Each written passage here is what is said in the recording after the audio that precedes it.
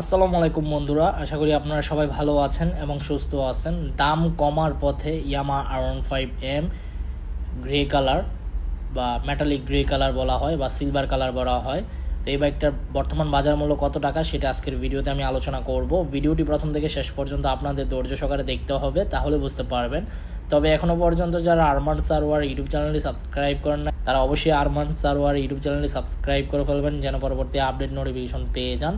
বন্ধুরা, ইয়ামা R15M এটা Indian version BS7। তো এই বাইকটার প্রাইস বর্তমান কত চলতেছে সেটা আমি বলতেছি। ইন্ডিয়ান কিন্তু তিনটা কালার বাইক হয় এখন বর্তমানে, একটা হচ্ছে সিলভার কালার, একটা হচ্ছে ব্ল্যাক কালার, আর একটা হচ্ছে ব্ল্যাক কার্বন ফাইবার।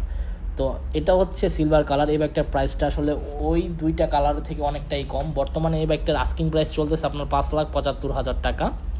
তো আপনারা অবশ্যই 5-6টি শোরুম যাচাই বাছাই করবেন। 5-6টি শোরুম যাচাই বাছাই করার পর যে শোরুম থেকে মনে হবে কম দামে বাইকটি ক্রয় করা যায়, ওই শোরুম থেকে বাইকটি ক্রয় করে ফেলবেন। আর আমি বর্তমানে যে শোরুমে ভিডিওটি করতেছি, শোরুমের নাম হচ্ছে আপনার বাইক গার্ডেন। এই শোরুমে আপনার মূলত এই বাইকটি অ্যাভেলেবেল আছে। আর নতুন বাইক ক্রয় করার পর আপনার অবশ্যই ব্রেকিং পিরিয়ড মানবেন। 2,000 থেকে 2,500 কিলোমিটার পর্যন্ত আপনারা ব্রেকিং পিরিয়ড মানবেন এবং 4-5 RPM এর বেশি উঠাবেন না।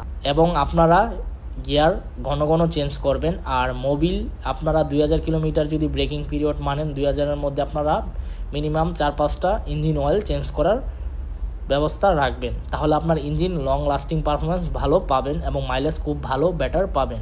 তো এই ছিল ইয়ামা R15M BS7 বাইকটি সম্পর্কে আপডেট ইনফরমেশন। আই হোপ আজকের ভিডিওটি আপনাদের ভালো লাগছে।